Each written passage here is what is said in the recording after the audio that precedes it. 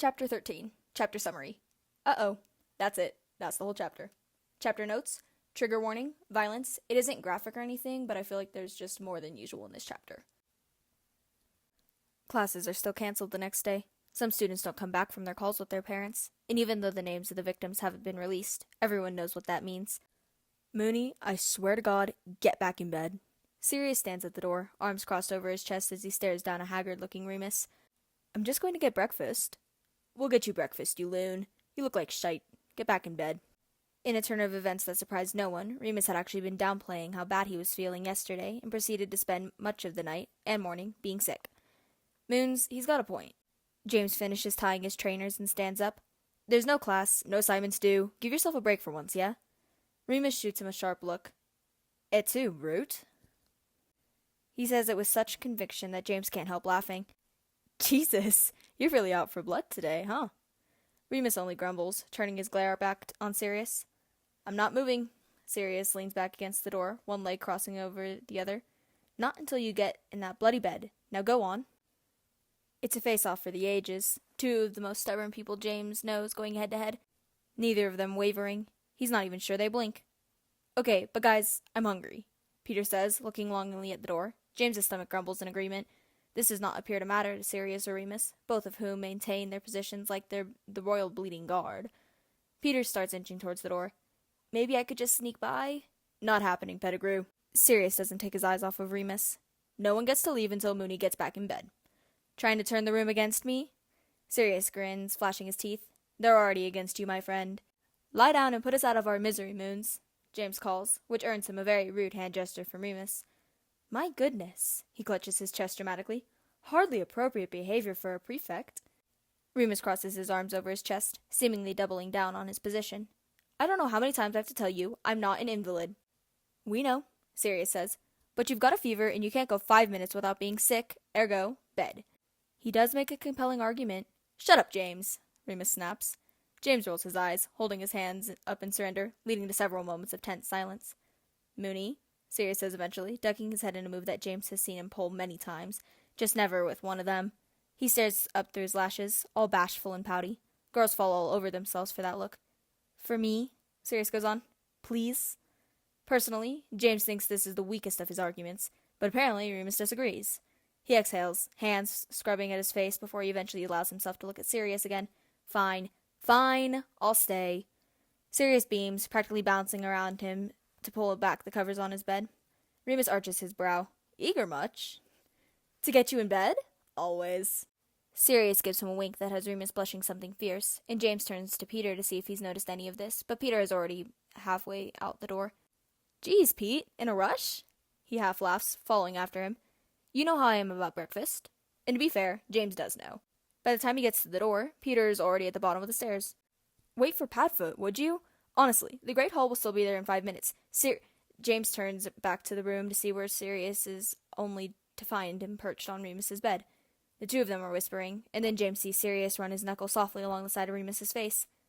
Where's Padfoot? Peter demands, as James jogs down the stairs into the common room. He said he'll meet us there. Come on, let's go before your stomach starts eating itself, yeah? He smiles at Peter, musing his hair as he swings through the portrait into the corridor beyond. James feels something warm in his chest as he thinks about the way Remus and Sirius were looking at one another. He's never seen Sirius so soft. Maybe he finally worked it out, the tosser. Why are you smiling? Peter asks, looking a little unnerved. James shakes his head. Just thinking about how much bacon I'm going to shove in my face when we get down there. Peter makes a longing noise. Me too. James's high spirits decrease slightly as they walk into the Great Hall. The weight of everything that happened yesterday is unavoidable. It's in the faces of the students around them and in the empty spaces along the tables. They pass by Marlene, Mary, and Lily. Peter waves, while James refuses to make eye contact. He hasn't quite figured out how he wants to handle that situation yet. Are you two back to hating each other? Peter asks as they sit down at the opposite end of the table. James frowns. We don't hate each other. We've never hated each other. Peter shoots him a skeptical look as he loads an extraordinary amount of scrambled eggs onto his plate. We haven't, James says indignantly, suddenly feeling defensive. I mean, maybe you never hated her, but... Peter shrugs, moving on to the sausage. James crosses his arms over his chest, slouching slightly in his chair. She didn't hate me. She just didn't like me very much. He has to admit, he sounds weak, even to his own ears. Peter takes a bite out of his toast. Whatever you say, mate. James keeps pouting for another few minutes before his stomach makes a noise that reminds him that Peter isn't the only one who's hungry. He's halfway through his first serving when he speaks again. Hey, I forgot to ask yesterday, with everything that happened. James swallows the mouthful he'd been chewing. But how'd it go with your mum? Ugh, Peter moans. She wanted me to come home. Took me ages to convince her I didn't need to. What? Why would she want you home? You know how she is. Peter waves around his third piece of toast. She thinks I'm in danger. She has a bad feeling. Being so far away from home isn't safe. Peter clears his throat, adjusting his posture. You know, Peter, he says in a high-pitched voice that does sound strikingly like his mother. I was homeschooled until I was 17, and I can do magic just as well as anyone who went to Hogwarts. Ask your father. There's no need for you to be so far away from me. It's not natural, surrounded by strangers. Who knows what kind of families they come from?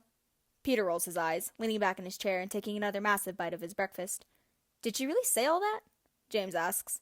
Peter nods, exhaling through his nose. I love her, I do, but sometimes I think that woman has completely lost the plot. But something nags at James. What'd she mean? Who knows what kind of families they come from? Huh? Peter looks up, ketchup staining the corner of his mouth. Oh, I don't know. Doesn't want me to hang out with people whose parents didn't teach them manners or something. You know, troublemakers. James can't help laughing at that, biting down on the inside of his cheek to keep from being too loud. She must be thrilled you hang around with us, then. Peter smiles a little shyly. She doesn't mind so much. She likes her parents. Think that helps. Serious, though? He lets out a low whistle. One look at his hair, and I heard about it for a week. Said there'd be no long-haired hippies in her house, and I'd better remember that. Long-haired hippie?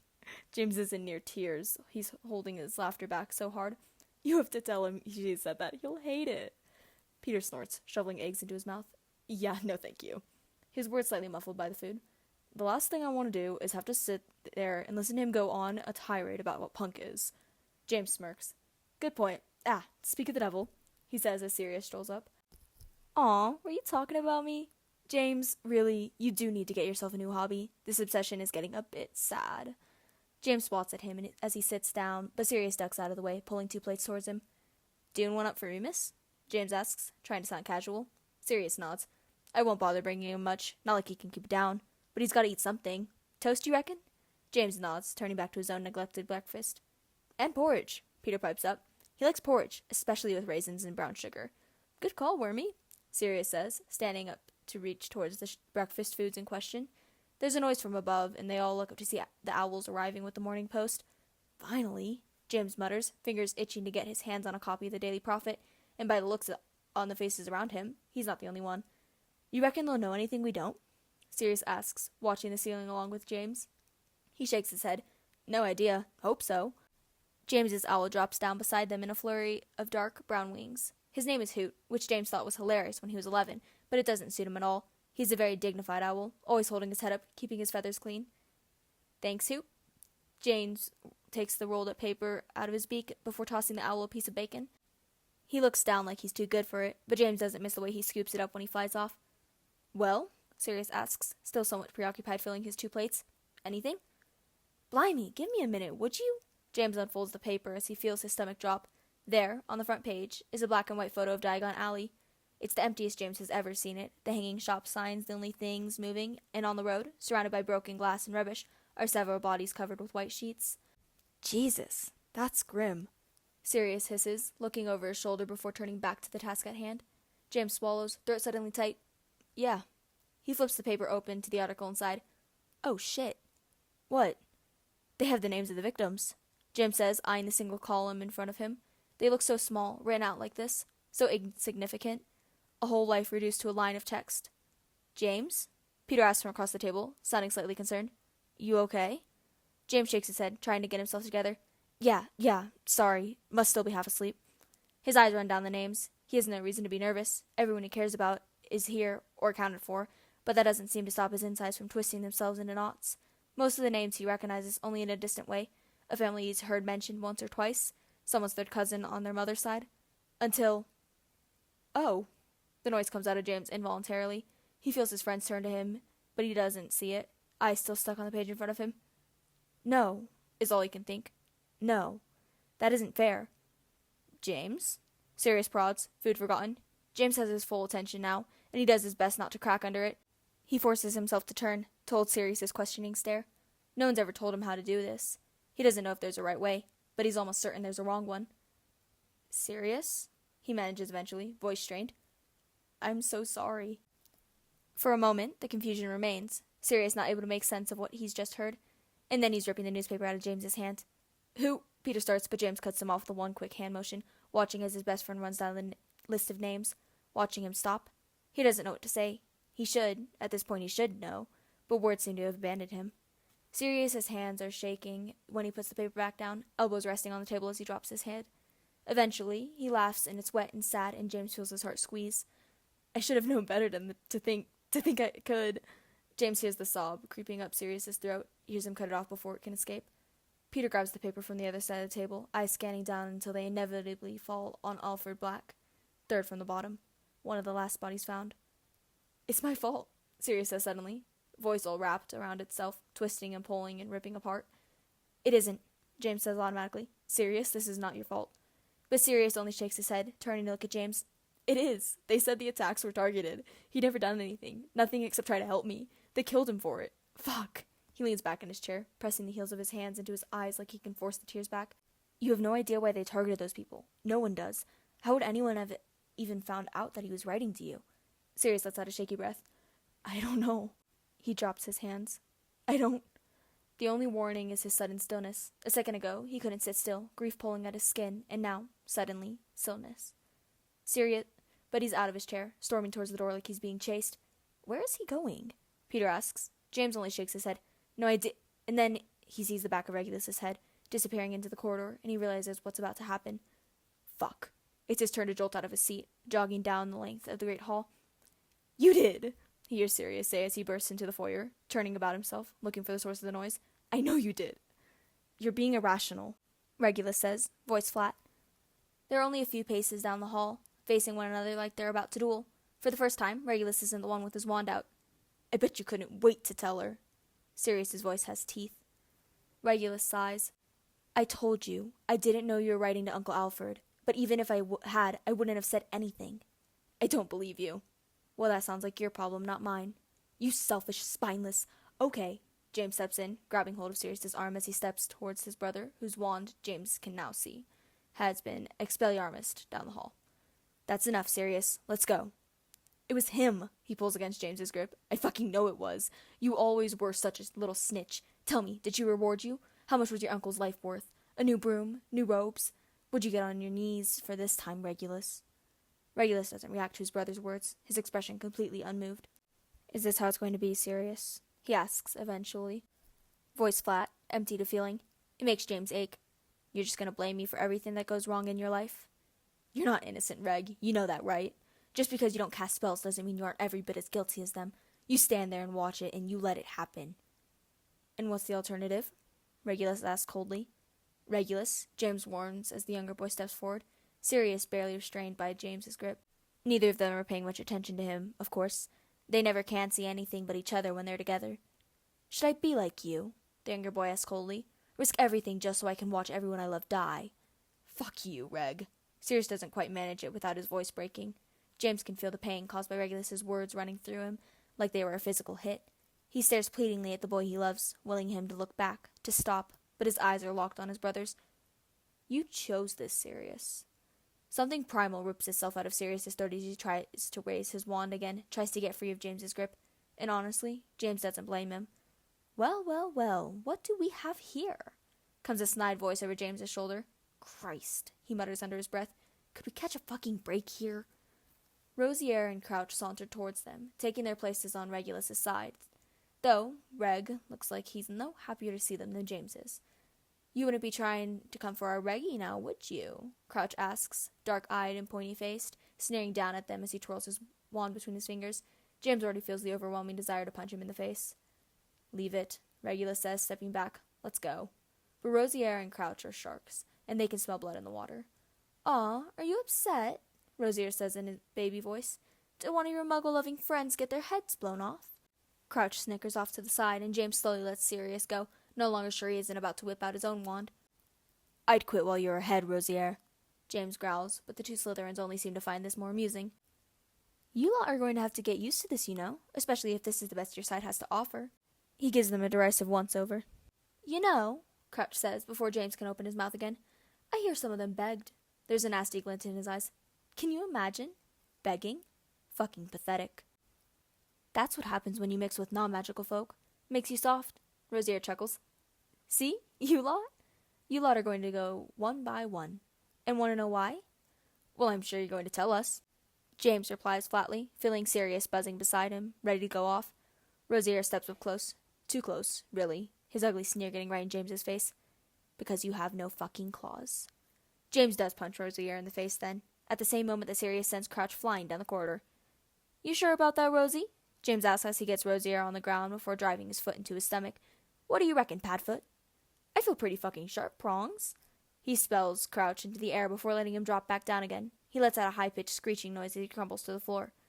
Enough, Regulus snaps, at the same time that Rosier scrambles to his feet and pulls out his wand. James already has his aimed. Evan, I said enough, he growls when Rosier's wand doesn't drop. Regulus, this is not the time, Regulus bites out, Crouch only just managing to peel himself off the floor. James can't quite believe that they're going to listen to him. Certainly doesn't believe it enough to lower his own wand. But, to his surprise, Rosier steps back. This is a mistake, he hisses at Regulus. Your opinion has been noted. Take Barty back to the common room. At first, Rosier doesn't move, glaring menacingly at James, who honestly has no idea what's happening anymore. Fine. He spits the word out of his mouth, dragging his eyes up and down James' body one more time before he goes to help Crouch off the wall. Well done, Reg, Sirius says coldly, and James wonders if they're going to have to do this all over again. But when he looks beside him, he sees that Sirius has lowered his wand. Really putting the black name to good use, I see. Is it bribery? Or have they just met Walburga? Regulus stares at him for a beat longer before shaking his head and turning away. Fire and ice they are. Sirius can't keep his feelings in, and Regulus can't let his out. Either way, they'll destroy themselves if they keep going. James watches Regulus disappear down the hall, trying to swallow the tempest of emotions currently warring inside him. Come on, he says eventually, nudging Sirius lightly. Let's go, yeah? But Sirius doesn't respond. Instead, he turns and walks very determinedly toward the front doors. Sirius? James calls after him, moving to follow. Just leave me alone, James. He snaps over his shoulder. I just want to be alone. James pulls up short, watching Sirius storm out of the castle. He knows that he means it. When all is said and done, Sirius really isn't that hard to read. Still, James struggles to fight the urge to start moving again, to follow him anyway, which isn't fair. If Sirius wants to be alone, he should be allowed to be. It's just that James wishes that wasn't what he wanted. Maybe you should go check on him, Remus says for the 100th time. James is lying on his bed, arm flung over his eyes. Is he still by the lake? He hears the sound of shuffling. Remus has been pacing back and forth in front of the window for what feels like hours. James has given up trying to get him to relax and is counting it as a win that Remus isn't trying to go after Sirius himself. No. There's the unmistakable sound of the map unfolding. He's wandering around the 3rd floor now. James nods. He's fine. He'll come get us when he needs us. But I won't. Remus shuts his mouth, frustrated. You'll be here when it matters. James stretches, pulling himself up to sitting and seeing that the sun is almost set. Speaking of which, what time is it? I don't know, I lost track. Remus says guiltily, causing James to arch his brow. Yes, I know. It's 8, Peter supplies helpfully. Well, thank Merlin someone is paying attention. James groans as he gets to his feet. Come on, Moons, I'll walk you to the infirmary. Remus scowls. I don't need you to chaperone me, James. Yeah, but I'm obsessed with you, remember? He grins as he holds the door open. Remus looks down at the map again, worrying his bottom lip between his teeth. Remus, James says softly, and eventually the other boy lifts his head. We're going to take care of him, I promise. But right now, we have to take care of you. This isn't fair to him. He needs you guys. You should stay here tonight. Don't worry about me. I've done it alone before. Peter snorts from behind the Witch Weekly he's currently reading, ironically on his bed. Fat chance. I'm with Pete. James cuts in before Remus can. We're all going to be there. All of us. And then afterwards, we'll deal with the rest, okay? Now come on. Reluctantly, Remus does. The common room is almost empty tonight. No one feels much like socializing at the moment. Everything is just slightly off. Nothing fits right. Nothing sounds right. As much as James is trying to hide it from Remus, it kills him that Sirius hasn't come back yet, that he stayed away this long. Maybe he should have gone after him. So, he says after a long stretch of silence. Remus looks over at him, their steps loud in the empty corridor. Lily? Ah, Remus almost smiles. I was wondering when she'd come up. James nods, shoving his hands in his pockets and not saying anything else for a bit. Do you think I should apologize? Remus arches his brow. I mean, you did beat the shit out of her best mate. Yeah, but in my defense, her best mate is Snape. Remus actually laughs at that, though it quickly turns into a cough that's bad enough that they have to stop walking. Sorry, Remus croaks. Don't be. You okay to keep going? He pauses, breathing in and out a couple times before nodding his head. Listen, Remus carries on eventually. I'm not going to stand here and pretend that I don't think Snape had it coming, or that it wasn't satisfying to watch you deck him. I knew he'd corrupt you, James grins, causing Remus to roll his eyes. But that doesn't mean you weren't still acting like a brat. James scrunches his face at that. Let's go back to the part where you liked that I decked him. I'm sorry, Remus snorts, but you know it's true. He called her, but James can't finish it, feeling the anger boil up in him so fast he thinks he's going to choke on it. I know, Remus says soberly. Look, give her some space, then go talk to her. You don't have to apologize for not liking Snape, but it might help if you at least admitted that trying to pants him in front of the whole school was a dick move. James lets out a melodramatic sigh as they come to a stop in front of the infirmary. Fine, I'll consider it. Remus tries to hide his smile. That's all I ask. James smiles back. Well, guess I'll see you on the other side, huh? Yeah, guess. Remus turns to go, but pauses before he makes it inside. James? Yeah? If Sirius doesn't want to come tonight, or if he doesn't show up in time, don't give him shit for it, okay? Remus, he's going to be there.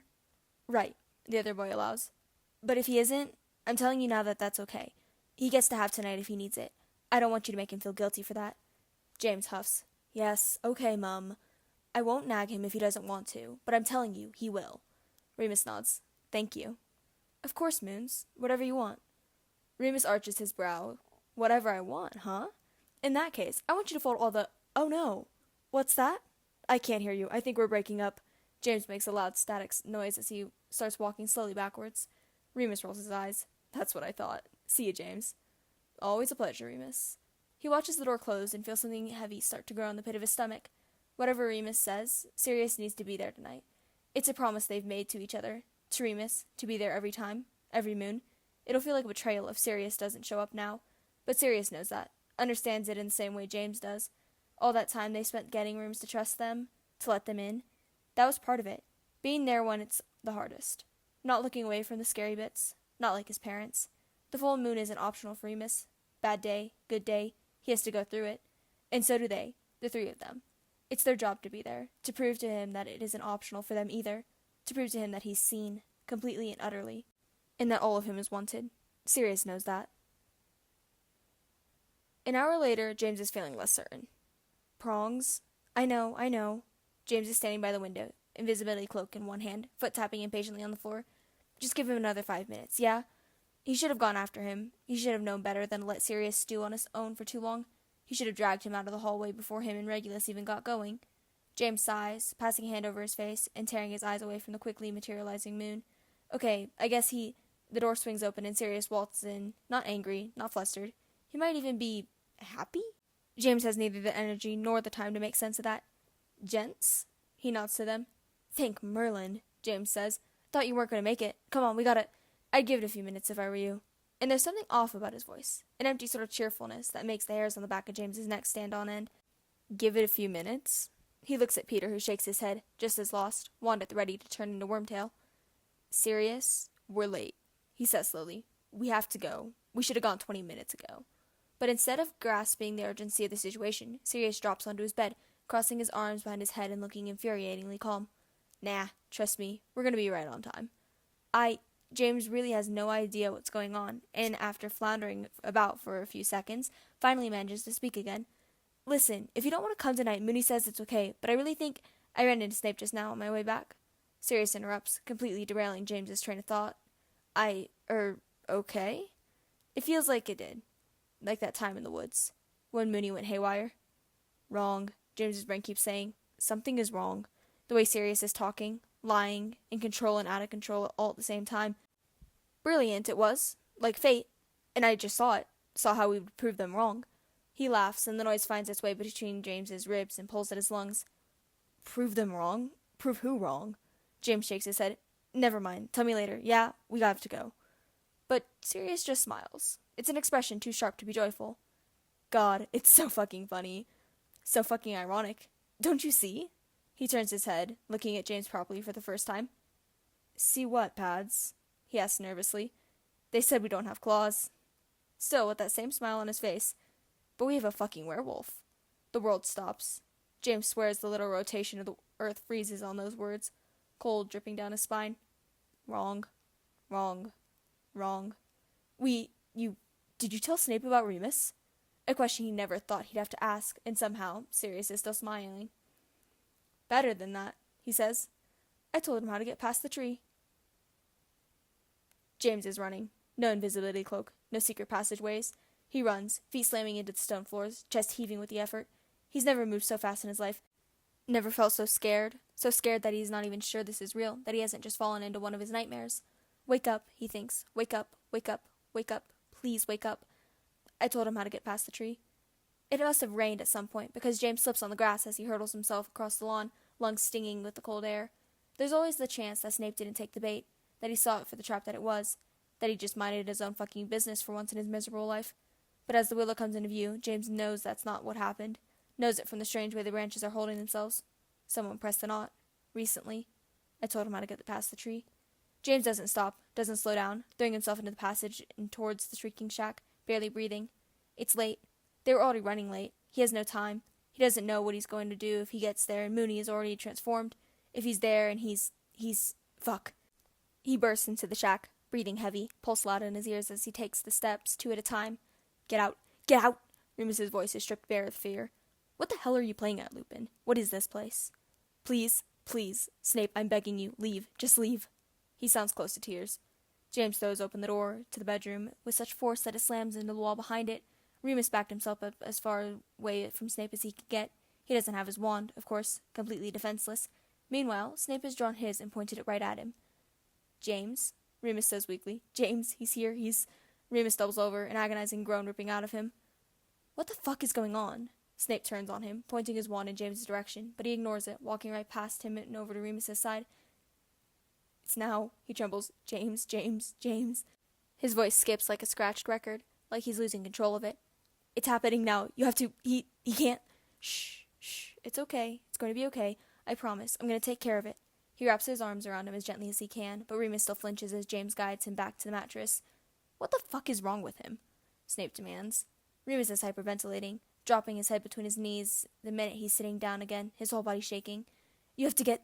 But his voice disappears, and instead he screams. James wonders if one day that sound will stop feeling like broken glass. With a shaky breath, he turns to Snape. We have to go. Now. Snape only glares, attempting to lean around James so he can get a better look at Remus. Is he mental? Have they let a fucking psycho into Hogwarts? Okay, you're going to move, or I'm going to... James reaches into the back of his pocket for his wand, and keeps reaching. And reaching. But there's nothing there. He forgot his wand. He forgot his wand. At that moment, he hears the unmistakable noise of bones breaking. He doesn't need to turn around. He's seen it before. He knows what's happening. And if the new expression of horror on Snape's face is anything to go by, he does too. Move, you idiot. Now. We're going now. James steps forward and grabs him, but Snape jabs the tip of his wand into his chest. A werewolf? He demands. The freak is a werewolf? Move. Some horrendous noise rips itself out of Remus's throat, and James sees it happen. Sees the wand move from his chest to the boy behind him. Sees Snape open his mouth. Don't you dare! He doesn't think. He just launches himself forward, tackling Snape before he can get out whatever spell he's trying to do. They crash to the floor, landing hard on his shoulder. What is wrong with you?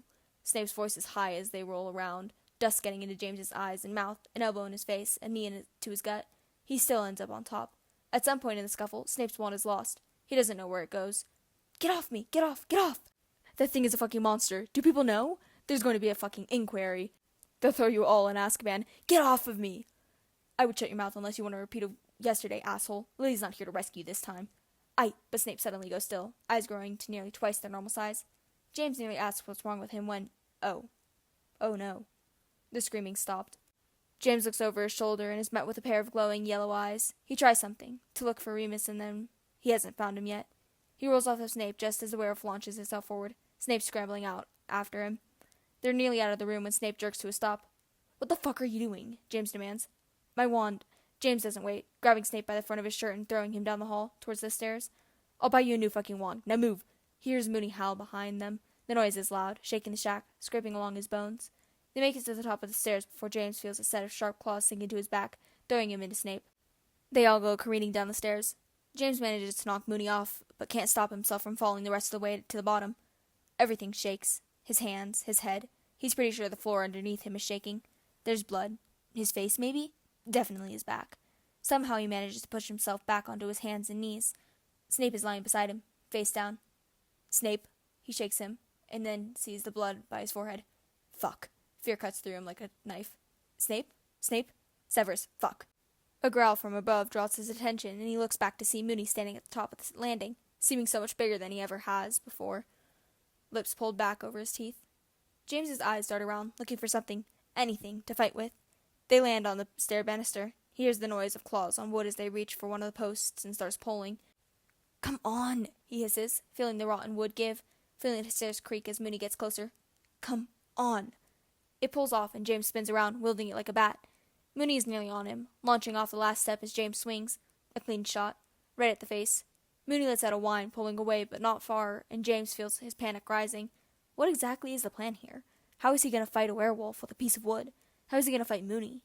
The wolf's hackles are up, back arched as he turns to James again, except his eyes are on the post in his hand. Oh, you have got to be kidding me. James breathes, giving the wood an experimental wave and watching Moony's eyes follow it. Admittedly, if this doesn't work, James will once again find himself defenseless in front of a werewolf. But hey, what's life without a little risk? Okay, Moony. He waves the post around a little more. Okay. Do you want the stick? Huh? You want the stick, big guy?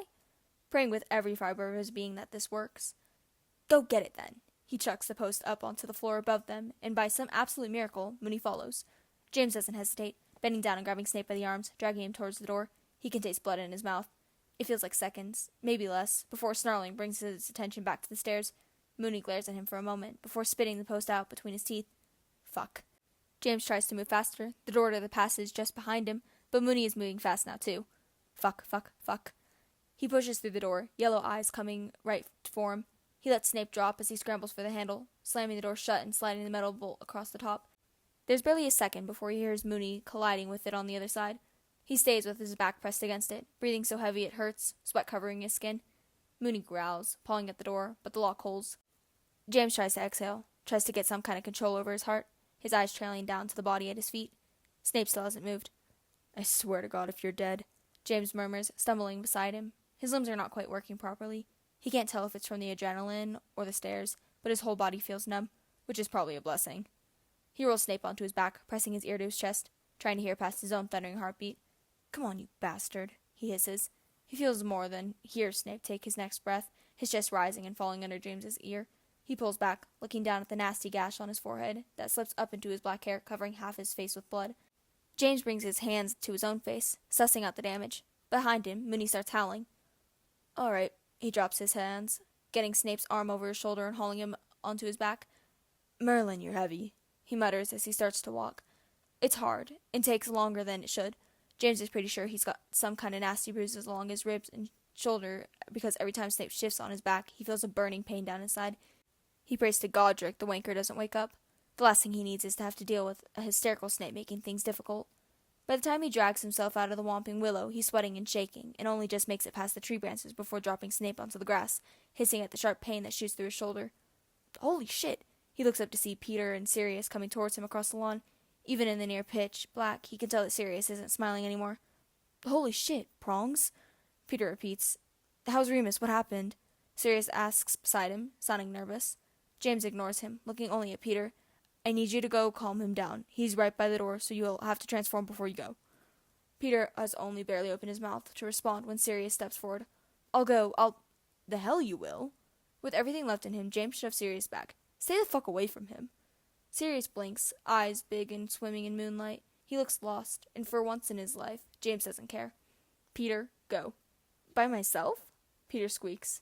James gives him a look that is apparently enough of an answer, because he doesn't bother arguing again, transforming into a rat and running towards the tree with his wand in his mouth. The quiet is heavy. Sirius and James just staring at one another. James still breathing hard. He doesn't know what he looks like. He imagines not good. James, Sirius says weakly, pleadingly, and it makes James angry. What the fuck is wrong with you? He snaps. How could you do that? How could you be so fucking selfish? He watches Sirius flinch, curling in on himself. I don't know, he whispers. You don't know? He's not sure he's ever heard himself sound so cold. Well, that's brilliant, Sirius. Really. Just thought it'd be funny, eh? A good laugh. Another one of your spontaneous pranks. Sirius isn't looking at him anymore, eyes on the ground. Did he see? He asks, eventually, nodding to Snape. Isn't that what you wanted? Sirius grimaces, but doesn't move his gaze from Snape's motionless form, like he's trying to convince himself it's really there. We could wipe his memory. Wipe his memory, James repeats slowly, feeling cracked open. You know how to do that, do you? I could figure it out. He looks up at James, hopeful. I know I could. James lets out an empty laugh, the noise bouncing around them in the dark. And then what? It'll be like it never happened? You're gonna wipe Remus's memory too? Mine? Pete's? Sirius's eyes go wide, his mouth opening helplessly without any sound coming out. Suddenly, James is exhausted. He doesn't want to deal with this, doesn't know how. It's illegal, he says finally, bending down to pick up Snape again. I'm not going to Azkaban just so you don't have to deal with what a shitty person you are. He brushes past him and towards the castle. Where are you taking him? Sirius asks, jogging up next to him. Infirmary. James, he'll talk, you know he will. And then Remus, yes, I know.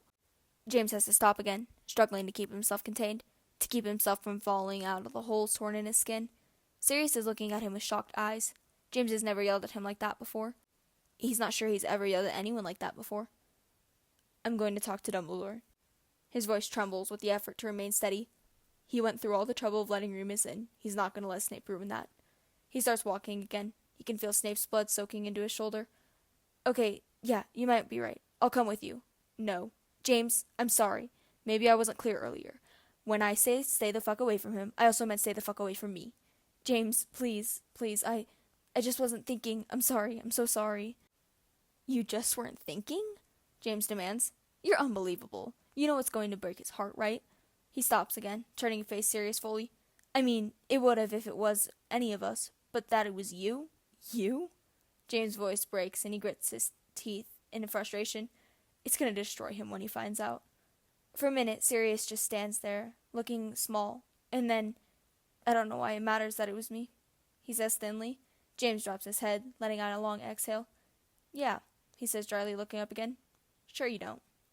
He turns around and keeps walking, hears his name one more time, but doesn't stop. Poppy Pomfrey stands in front of him with a housecoat and slippers, hair braided down her back, her wand currently providing the only light in the room. James Potter, you better have a good reason for waking me up at... She pauses, squinting. Is that blood? With one flick of her wand, all of the lamps in her office light, and she steps forward, bringing her hand to his face, inspecting the damage. Is it bad? I haven't seen it yet. James, what happened? Apparently in her shock, last names have gone out the window. It's a long story. Listen. He steps gently out of her grasp. I'm fine. It's Snape you need to look at. She blinks. Snape? Severus Snape? James nods, leading her back out into the infirmary, where he left Snape on one of the empty beds. Merlin, she hisses under her breath, moving quickly to his side. James, what on earth happened to you? Her eyes are on the body in front of her, wand running up and down, casting so quickly James can't keep track. He sighs, sitting on the chair next to the bed and wiping at his bleeding nose. He got in. Got in? She asks distractedly, muttering something over Snape's head. He watches her warily, hoping it looks worse than it is, that it'll be easy to fix. Remus will never forgive himself otherwise. Yeah, James croaks. Yeah, he got into the shack. Her hands still. Her whole body stills, really, eyes flicking up to meet his for the first time. The shack? She repeats. James nods. Remus did this? Not on purpose, but yeah. He sees the fear in her eyes as they bounce back and forth between him and Snape, reassessing their injuries. He didn't bite us. You sure? James nods. This was the stairs, mostly. He motions to himself. And Remus? He knows that she cares for him. Maybe almost as much as James does. He's still there, locked in. He'll be okay. Or, well, he's not hurt too bad anyway. I don't think. We didn't have our wands. James feels his stomach squirm, but he pushes all thoughts of how very not okay Remus is going to be out of his head. There are still hours until sunrise, and if he thinks about it too much, he'll lose it. You didn't have your wands, she repeats slowly, face paling. She just stares at him for a moment before eventually shaking her head. I have to get the headmaster and your heads of house. She looks at him and then quickly waves her wand. James feels the tingling sensation of her diagnostic charms. You should be okay to wait, nothing severe. She starts moving away when James calls her back. He'll be all right, he asks, gesturing to Snape. She pauses a moment and then nods. A concussion, that's all. He'll have to take a potion in the morning for the next week, and then he should be good as new. James exhales, feeling his whole body relax. Okay. Well, at least there's that. You did good, James, she says, voice softening. A minute later, he hears the infirmary door closing behind her. James passes a hand over his face and winces as he brushes against the cuts on his cheek and forehead. He gives Snape a lingering look, hair now stuck to his face as the blood dries, robes covered in dust and dirt. He hates him. He's not sure if he's right to in this moment, but he does. It's easier than hating Sirius. Eventually, he gets up, moving to a chair across the room so he doesn't have to look at him anymore. He leans his head back against the wall, closing his eyes. He hopes that Peter eventually went into the shack and isn't just waiting outside the door. He hopes that being there helps get Mooney to relax. He hurts himself when he gets worked up, especially when he's trapped. He very determinedly doesn't think about Sirius, or where he is, or what he's going to say when he sees him next. The numbness of before is wearing off, and everything aches and twinges. And he's tired. So fucking tired. He has to figure out what he's going to tell Remus, how he's going to stop him from reverting back to first year. To a boy who smiles politely but doesn't say much, doesn't trust anyone enough to give any part of himself away. Potter? James blinks his eyes open, not remembering hearing anyone come in. The world is blurry for a minute, but slowly, a looming McGonagall comes into view, mouth pursed, tartan housecoat wrapped tightly around herself. Are you all right? She asks, somehow managing to sound both concerned and brisk at the same time. Sure. He pulls himself up straighter, wincing at the tightness of his muscles. The infirmary is fully lit now, the curtains drawn around Snape's bed. He must have fallen asleep. Behind McGonagall are Dumbledore and Slughorn, both staring at James expectantly, while Pomfrey flits in and out in the background, moving between her office and Snape's bedside. James doesn't like where this is going at all. How, precisely, McGonagall presses on, clearly not in the mood for small talk, did you and Snape find yourselves in the Shrieking Shack? James blinks up at her. Oh, right. Questions. The Whomping Willow, because he figures the more literal his answers are, the safer he'll be. She arches her eyebrow. And how did you know that the tree was an entrance? Remus told them. But James isn't about to tell her that, so instead he shrugs. Can't remember. He thinks he hears Dumbledore chuckle in the background, but he can't be sure. Really? McGonagall says slowly. You can't remember? This is a time-tested method of the Marauders. When in doubt, amnesia is always an excellent defense. Nope. I see. She exhales mightily. And why, may I ask, were you trying to get into the Shrieking Shack at all? He meets her eyes, gaze steady. I went to stop Snape. To stop Snape? Stop him from what? Really? He thinks, is she really going to make me say it? Professor, he says meaningfully, he's one of my best mates. We've shared a room for 5 years. You don't think I've noticed that he always gets sick around the full moon? She looks more surprised by this revelation than he expected her to. Pomfrey, of course, now standing still in the background, does not appear the least bit shocked. For how long have you known about Lupin's condition? In for a penny, in for a pound. 2nd year. Not that he wasn't bloody suspicious in 1st year, but if they were going by this first time they got Remus to admit it, that was 2nd year, just before Christmas. Is it sunrise yet? James asks suddenly, even though he knows the interrogation isn't over. He's not sure how long he's been asleep. He looks around McGonagall, trying to see the window. Not yet, Pomfrey offers. Another hour still. Then I'll go get him. James nods, turning his attention to Dumbledore. You have to protect him. Potter, McGonagall starts, but as much as he likes her, and he does, he's not interested in manners or rules. Not right now. He looks Dumbledore dead in the eye. Snape is going to spread this around to whoever will listen. You have to stop him. You have to make sure that doesn't happen. Dumbledore's blue eyes twinkle in the candlelight. I've protected him so far, have I not? He says after a brief pause. I don't know, James says, because he doesn't. As far as he can tell, Remus has protected himself. But I need your word that you'll protect him now. He can feel Dumbledore's attention, like a hand on his shoulder, fingers digging in, squeezing, looking for something, but James doesn't back down, doesn't blink.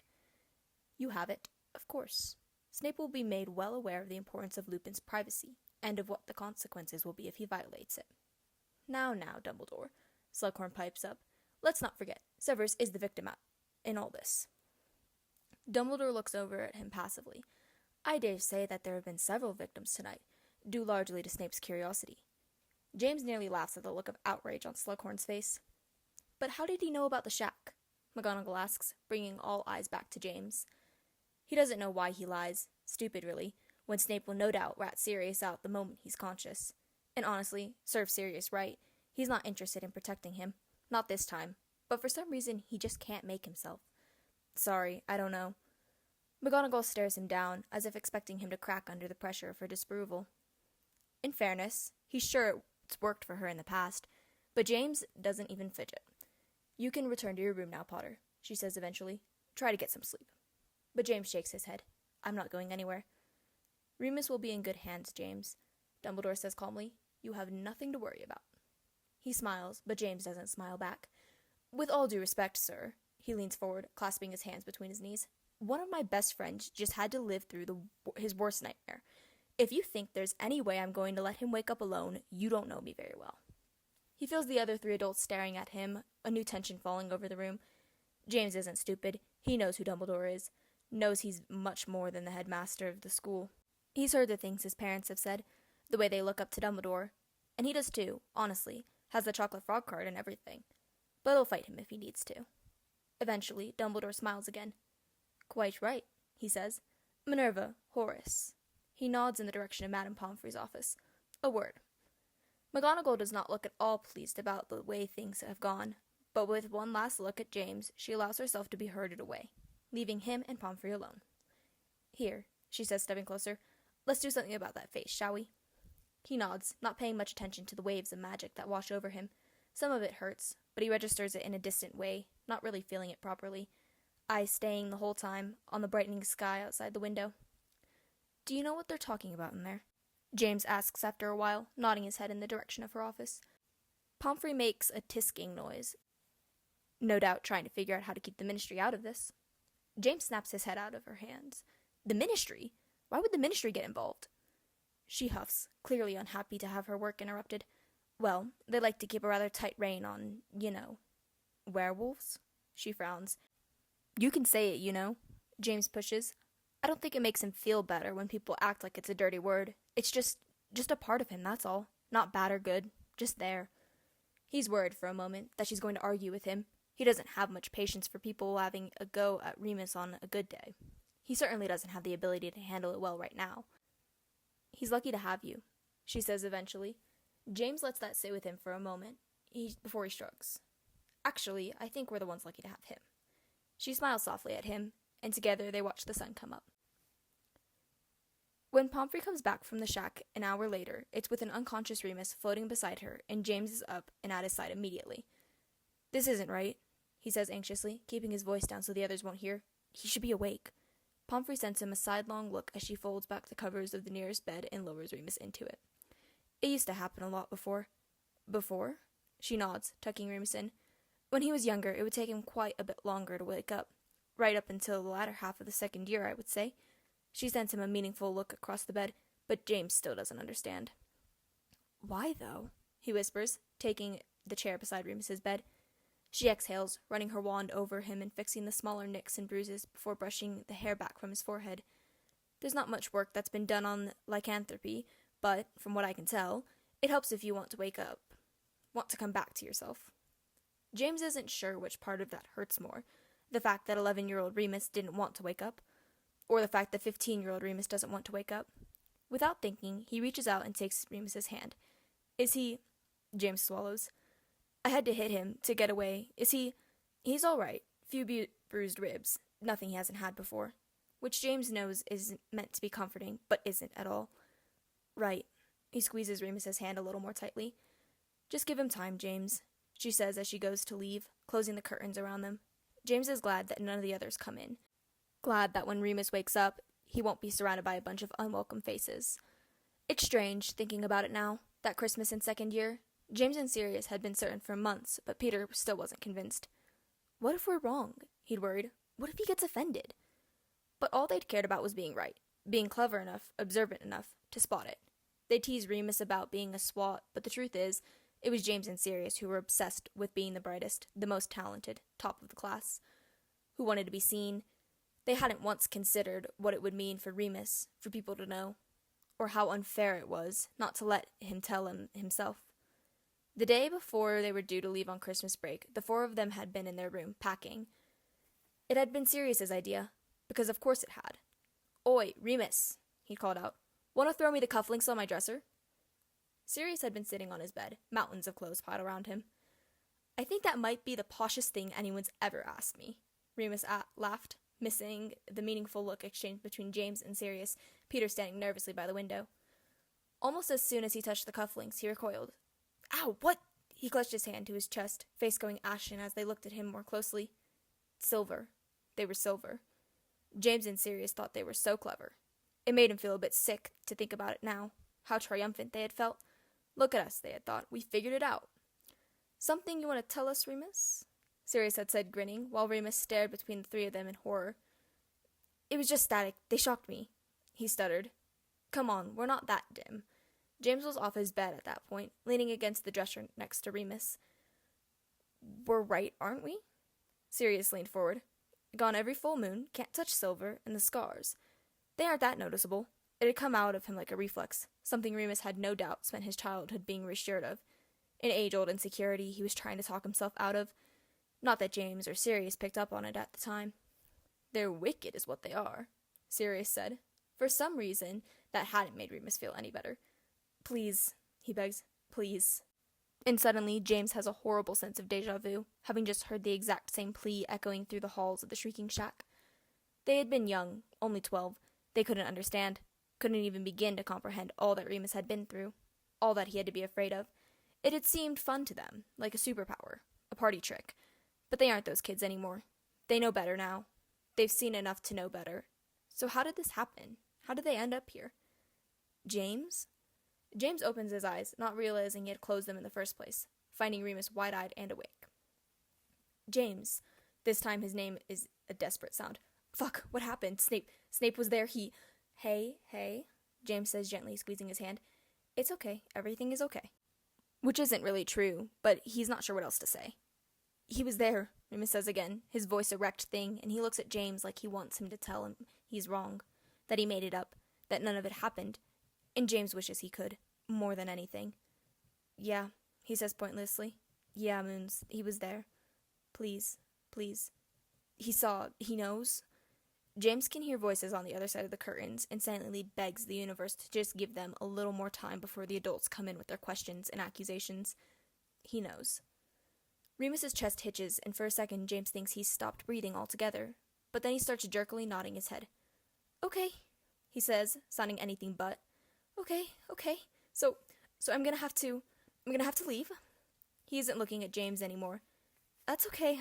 I can take my owls at home by post, and then I don't know. I'll get a job, I guess, a Muggle job where no one will know me, and that's okay. I can do that. I can. Remus. James yanks on his hand, pulling him back. You're not being expelled. He'll tell everyone, James. He uses his free hand to try and wipe away the tears now sneaking from his eyes. And once he does, they won't let Dumbledore keep me here. But that's okay. I never should have been here in the first place, really. This was all a bit of a gift anyway. Hey, no, stop that. None of that is happening, okay? Remus, look at me. And he does, with eyes that say he spent his life cutting away pieces of himself, trying to carve out the person he thinks the world wants. I've talked to Dumbledore, and he's going to make sure Snape keeps his mouth shut. You're not going anywhere, okay? Remus seems to swallow with difficulty. Dumbledore said that? James nods. He's probably going to come through those curtains any minute and explain it to you himself. James squeezes his hand again. You're not going anywhere, okay? I promise. It takes a minute for that to sink in, for Remus to accept it, even a little bit, and James watches as he sits back against his pillows. Snape's okay? He asks in a small voice. Completely fine, I'm sorry to report. Remus doesn't acknowledge the joke. I didn't hurt him. I didn't hurt you. Pushed us down the stairs, but other than that, nah, you're puppy, really. Remus lets out a noise somewhere between a laugh and a sob. Fuck, James. He finally pulls his hand free, bringing it up to his face. How did this happen? How did he know? And oh, how James has been dreading this question. For some reason, he can't get Sirius's face out of his head, the way he'd looked in second year when he thought of the cufflinks. And then somehow that smile turns into the one he'd had in the dorm room. All teeth, all pain. That's always been the problem with Sirius Black. He's all light or all dark, and with no in-between. James. Remus's hands have fallen back into his lap. You know, don't you? He wants to lie. He desperately wants to lie. Yeah. It's rough and frayed. He clears his throat. Yeah, I know. It's serious. He has to force it out, because otherwise he doesn't think he'll ever be able to say it. What? He can already hear the horror in Remus's voice. Sirius told him how to get past the tree. Please, please. Remus just stares at him, like maybe if he's still enough, the words won't find him, and then he won't have to deal with it. But why? His voice cracks, and James can see him fighting tooth and nail to keep it together. Why would he do that?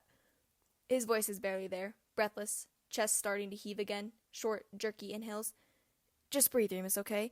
I need you to breathe. And he doesn't think Remus is listening to him. Why would he do that?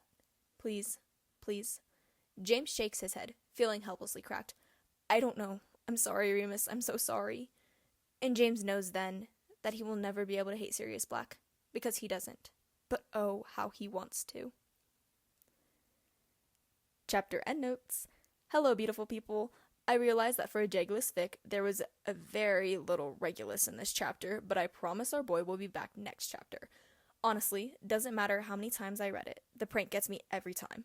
Like, the betrayal. Serious, baby, please, why? Thank you for your wonderful comments. Hope you're having a great day, /evening/night. It's late here. I don't know if you can tell. I am tired. Alright, a little note from me, the reader.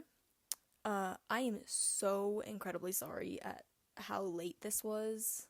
Like, all the things that happened in September, and then everything got so busy because there was like a whole month that just kind of like got messed up and like low-key disappeared from my life. So I'm really sorry this is really late, but I really hope you enjoyed this as much as I did recording it, because the prank, dude. It's okay. I will see you next episode, and I hope you have a good rest of wherever you are.